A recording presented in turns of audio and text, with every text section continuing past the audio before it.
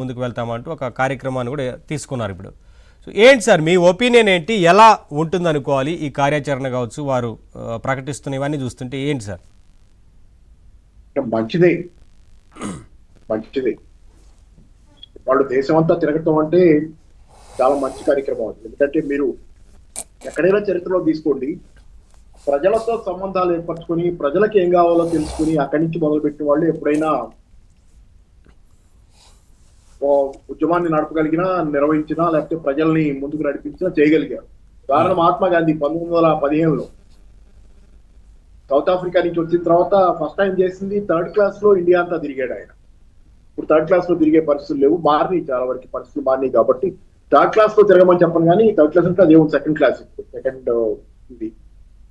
అయితే ఈరోజు దేశం అంతా తిరగాల్సిన అవసరం అప్పుడు ఎంత ఉందో ఇప్పుడు అంత ఉంది. ప్రతి నాయకుడు జనాలతో కనెక్ట్ అవ్వాలి. ఎందుకంటే ఉద్యమం అంటే జనాల అవసరాల దృష్ట్యా వస్తుంది. జనాల అవసరాలకి ప్రతిబింబంగా ఉన్న నాయకుడు మాత్రమే జనాలను లీడ్ చేయగలడు తప్పితే, లేకుండా వీళ్ళ తలలోంచి పుట్టిన ఆలోచనలతో మా ఇష్టానుసారం మేము మా ఎజెండాతో నిర్వహిస్తాం అనేది కుదరదు. కాబట్టి జనాల్లోకి వెళ్ళటం అనేది చాలా మంచి ఆలోచన. దేశవ్యాప్తంగా తిరగటం ద్వారా జనాలు ఏం కోరుకుంటున్నారు, వాళ్ళ మాట కూడా అది ఇచ్చారు కదా ఒకటి. జనాలు ఏం కోరుకుంటున్నారు, జనం దగ్గరికి పోయి జనాలు ఏం కోరుకుంటున్నారు వాళ్ళని వింటాం, జనాలను వింటాం. దాని అంతటినీ ఒక కార్యక్రమంగా గుదిగుచ్చటం, జనాలు చెప్తున్న దానంతటినీ స్వీకరించి, అంటే జనాల్లో చల్లా చెదురుగా పూసల్లాగా పడి ఉన్నటువంటి వాస్తవాలని, లేకపోతే వాళ్ళకి కావాల్సిన ఆకాంక్షల్ని అన్నింటినీ ఏర్చి చేర్చి కూర్చి ఒక దండగా గుదిగుచ్చి మళ్ళీ తిరిగి ప్రజలకు స్పష్టత. జనాలకు జనరల్గా ఏముంటుందంటే వాళ్ళ సమస్యలు వాళ్ళకి తెలుసు, కానీ ఆ సమస్యలకు పరిష్కారము, సమస్యల గురించినటువంటి స్పష్టమైనటువంటి అవగాహన ఓవరాల్ గా ఉంటుంది. కాబట్టి చదువుకున్న వాళ్ళుగా, విద్యార్థులుగానో చదువుకున్న వాళ్ళుగానో వీళ్ళు జనాల్లోకి వెళ్ళి వాళ్ళ సమస్యల గురించిన దీన్ని విని ఆలోచించి వాటన్నిటికీ ఒక స్పష్టమైన రూపాన్ని ఒక గొలుసులాగా మళ్ళీ చర్చి జనానికి తిరిగి ఇవ్వటం ఇది ఎప్పుడైనా నాయకులు చేసే పని. కాబట్టి నాయకులుగా ఎదిగే కార్యక్రమంలో ఇది అవసరం. ఎందుకంటే దేశంలో ఈ రోజు అనేక సమస్యలు, పేరుకుపోయిన సమస్యలు, విపరీతమైనటువంటి సమస్యలు ఉన్నాయి, ఒకటి కాదు. కాబట్టి వాళ్ళు వెళ్ళటం మంచిది, వెళ్ళాలి. వెళ్ళకపోతే కనుక అది పొరపాటు అవుతుంది. వాళ్ళు తర్వాత రెండోది, వాళ్ళు ప్రెషర్ గ్రూప్ గానే ఉంటాం, పార్టీగా ఉంటాం. పార్టీగా కాదు, ఫర్ నౌ అంటే ఇప్పటికీ అనే మాట కూడా ఉంది అక్కడ. ఫర్ నౌ, ఇప్పటికి మాత్రమే.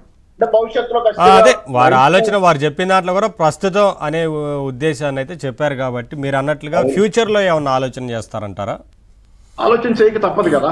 సమస్యల్ని ప్రస్తుతం ఉన్న రాజకీయ పక్షాలు పరిష్కారం చేయడానికి తమ పద్ధతుల్ని మార్చుకొని, అవి తమ ధోరణి మార్చుకొని జనాల సమస్యలు పరిష్కారం చేసే దిశగా వెళ్ళకపోతే గనక ఖచ్చితంగా వీళ్ళు రాజకీయ పక్షంగా సక్సెస్ఫుల్ అవుతారు, వెళ్తారు కూడా. దీనికి నిస్సందేహంగా రాజకీయాలు గత నుంచి కూడా ఉంది. ఇది ఈ తరం యూత్ చాలాసార్లు మనం గతంలో అడుగుతున్నప్పుడు ఆటో డ్రైవర్ కావచ్చు, కాలేజ్ స్టూడెంట్ కావచ్చు, ఎవరైనా కావచ్చు, వీళ్ళు చెప్తుంది ఏంటంటే రాజకీయాలు మాకెందుకు సార్ అనేవాళ్ళు, మాకు వద్దుసారి ఈ రాజకీయాలకు వాళ్ళనేవాళ్ళు. కానీ రాజకీయాలు వాళ్ళని వదిలిపెట్లా, వెంటబడ్డాయి. వాళ్ళని కూడా రాజకీయాల్లోకి వచ్చిందాక లాగినాయి. వాళ్ళ రాజకీయాలు వద్దని వెనక్కి తిరిగి వెళ్ళిపోతున్న వాళ్ళని కూడా రాజకీయాల్లోకి లాగినాయి, సమస్యలు రాజకీయాల్లోకి లాగినాయి.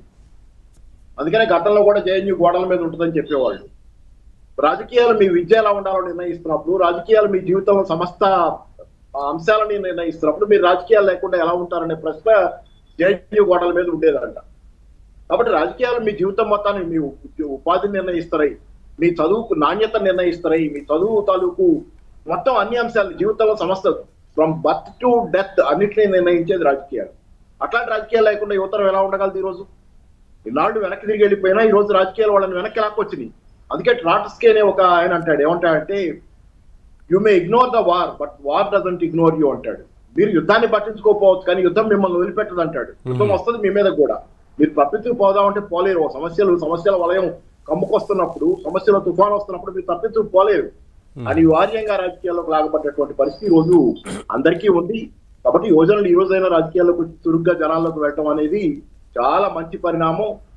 భవిష్యత్తులో కూడా చెబుతున్నా, కాస్త కంఫర్టబుల్ గానో కన్స్యూమరిస్ట్ వాతావరణం వచ్చిన తర్వాత జనరల్ గా మనం రాజకీయాలు మర్చిపోవటం అనేది మంచిది కాదు. ఎందుకంటే మామూలు ఒక సేయింగ్ ఉంది ఏంటంటే, eternal vigilance is the price you have to pay for freedom అని. స్వేచ్ఛకు మీరు చెల్లించాల్సిన మూల్యం నిరంతర అప్రమత్తత. చూసుకుంటూ ఉండాలి ఏం జరుగుతుంది అనేది. ఎవరేం చేస్తున్నారు, రాజకీయ నాయకులు ఎలా ఉన్నారు, ఏం జరుగుతుందని మేము పట్టించుకోమంటే అది అవ్వదు. కాబట్టి అనివార్యంగా ఈరోజు సమస్యలు మరింత తీవ్రతరమైనవి. కాబట్టి ఏంటంటే అనివార్యంగా యూత్ దానిలోకి రాక తప్పదు, వస్తున్నారు, తిరుగుతున్నారు. చాలా సంతోషం. పైగా వాళ్ళు ఉద్యమాన్ని నిర్వహించిన తీరు కూడా అద్భుతం. ప్రతి వాళ్ళు అప్రిషియేట్ చేస్తున్నారు. అని పెద్దతరం వాళ్ళు కూడా అందరూ అప్రిషియేట్ చేస్తున్నాం. వాళ్ళు ఉద్యమాన్ని నిర్వహించిన తీరు అయితే అత్యద్భుతం. వాళ్ళ హాస్యం కానీ వాళ్ళు కానీ ద్వేషంతో కాకుండా నవ్వులాటగా అంకులని వాళ్ళని పిలుస్తా, పోలీసులు పిలుస్తా, వాళ్ళు డీల్ చేసిన తీరు అది అసాధారణమైంది. ఇందాక కూడా ఎవరో నేను వీడియో విన్నాను, ఆయన చార్లీ చాప్లిన్ గుర్తు చేస్తున్నారు. రెండో ప్రపంచ యుద్ధ కాలంలో హిట్లర్ ని ఆయన అపహాస్యం చేస్తా మోడర్న్ టైమ్స్ సినిమా తీయటం కానీ ఇది గ్రేట్ డిక్టేటర్, దానిలో హిట్లర్ ని హ్యూమరస్ గా చిత్రీకరిస్తాడు. అంత భయంకరమైన నియంత, ప్రపంచాన్ని కబ్జా చేయడానికి వచ్చిన వాడు, సర్వనాశనం చేస్తున్న వాడిని హాస్యంతో ఎదురు నిలబడ్డాడు Charlie Chaplin. So there is a lot of meaning in what youth are doing now. So they have lot of positive qualities. వాళ్ళు డీల్ చేస్తున్న పద్ధతి కానీ అలా చెప్పుతూ దాన్ని ఎలా హ్యాండిల్ చేయాలో రెండో వాళ్ళకి అర్థం కానటువంటి తీరులో హ్యాండిల్ చేస్తున్నారు. So good. Thank you.